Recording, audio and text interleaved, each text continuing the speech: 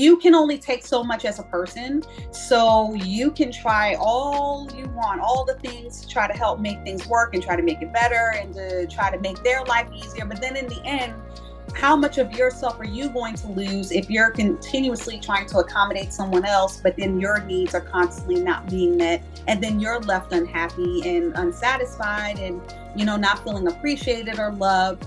I mean, it's only how far can you go with feeling that way, and then what does that do to you internally if you continue to. Hi, everybody. So glad that you could join us today on our podcast, Narcissist. I'm asking for a friend. I'm with Tyler King and I'm Karen Maldonado. And what we're going to be talking about today is couples therapy in a relationship where one of the partners is a narcissist. And so I want to go directly into talking about it with Tyler from her experience. So Tyler, can you tell the listeners, maybe what your experience was with seeking counseling in your situation? Yes, definitely. I believe that if you're in a marriage with a narcissist or maybe even dating, I feel like if you feel strongly about the person, if you really love them, truly care, before you just end it all, I really think you should try at least to attempt to go the route of counseling, because we pursue everything from a Christian perspective in our podcast, so we're not bashing any narcissists or any kind of way, but I feel like there are times when things don't work out, but sometimes it could just take some a therapist to help you work through some things to see if the relationship is even salvageable, right? So that's the approach that I took. So I don't regret it. I honestly feel like I actually have peace about it.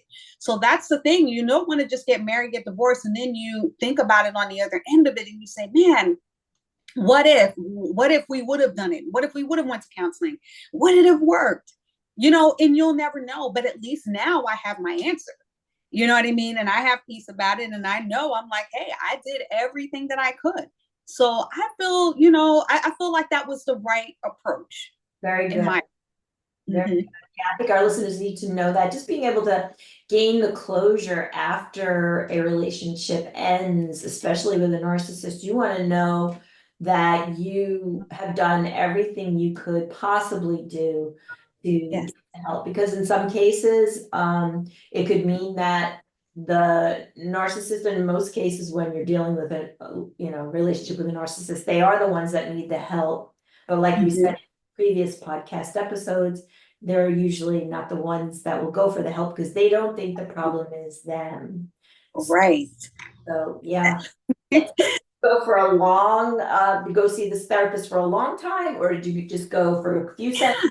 Well, no, it was for several sessions. We actually went for several sessions and we tried to work through it. It was one of those where he met, whether it was at work. So we were I normally in a different location, so we weren't even in the same location. So just know that that's possible as well. You don't have to be in the same room together. You can either do it via Zoom, or you could be at your location and he's at his location and you try to do the counseling. So we tried it for months and it was just a lot of, I believe the counselor did not really see a true love story there. It was almost like, what was your reason even for getting married in the first place? Was there even really a true connection, or was there, what was it? And I don't think really on either side there was a way to actually, you know, share that information with her to say, like, okay, where was the foundation? So that let her know there really wasn't really a good solid foundation in the beginning. And we, there's different ways that you can meet people, whether you meet them on the job, meet them online. I mean, it really doesn't matter where, but if there wasn't really a solid foundation, then it's just not going to work. I mean, you don't have anything to go back to, like that reference point, you Right. know?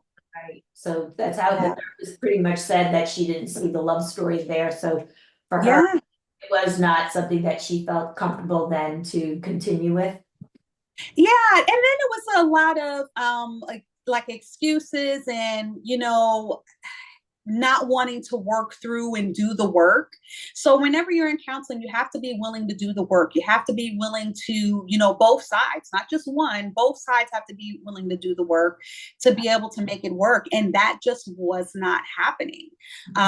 There was just no accountability. It was always, this sob story about what happened to me. And this is what happened in my childhood. And, I went through all of this trauma and this and that, but there wasn't a way to really say, okay, I understand all of that, but let's kind of bring it back to how we can get the two of you back into, a good place. And it just never really got there. It was like a bunch of, okay, he's saying this and then I'm saying this, but it was just never really a compromise. It was never really a way to work together. And when you have one side that just wants to continue the lifestyle and what they were living and doing the things that they wanted to do and not wanting to change, it does make it hard, Karen, to even reconcile anything. Right, because you can't change the other person. You can change what you're doing. Right. I can change what I'm doing, but I can't change the other person. Exactly. Right, right. Well, kudos to you for giving it a try and for trying.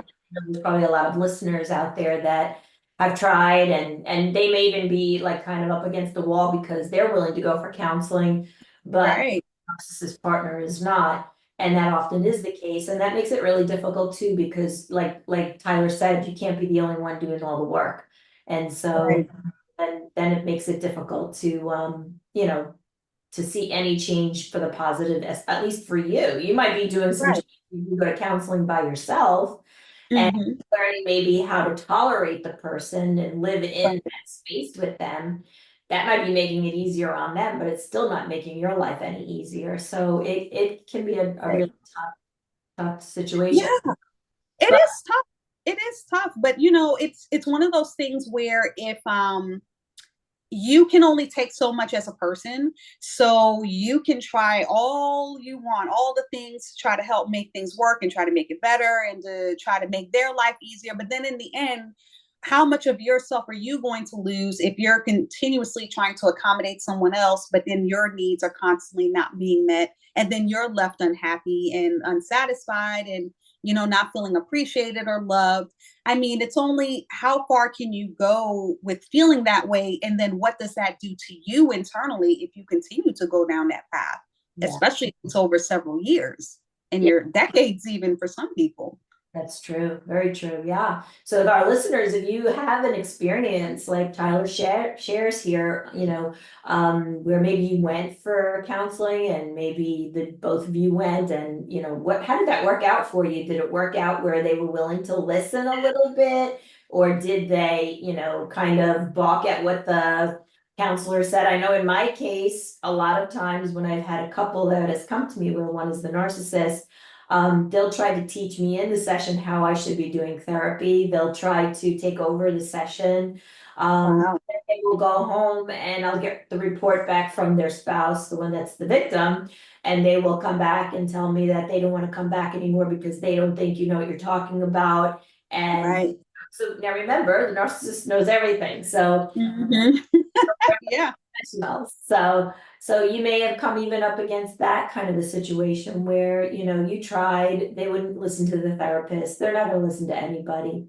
Right. Have I ever had a narcissist come to me for help because they're a narcissist? One time I did. And it was somebody that I was able to say, you don't hit all the criteria of being a narcissist simply because you've come in and said that Right. you're a narcissist.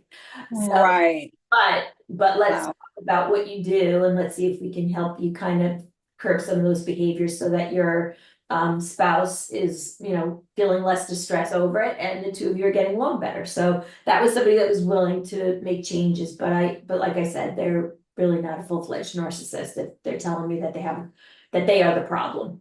Exactly, exactly. And even with my situation, just to kind of wrap it up, because I know we're at the end of time, it didn't really, work out well. The therapist just kind of saw that there wasn't really a way to salvage the relationship, to come to a place where reconciliation was even healthy.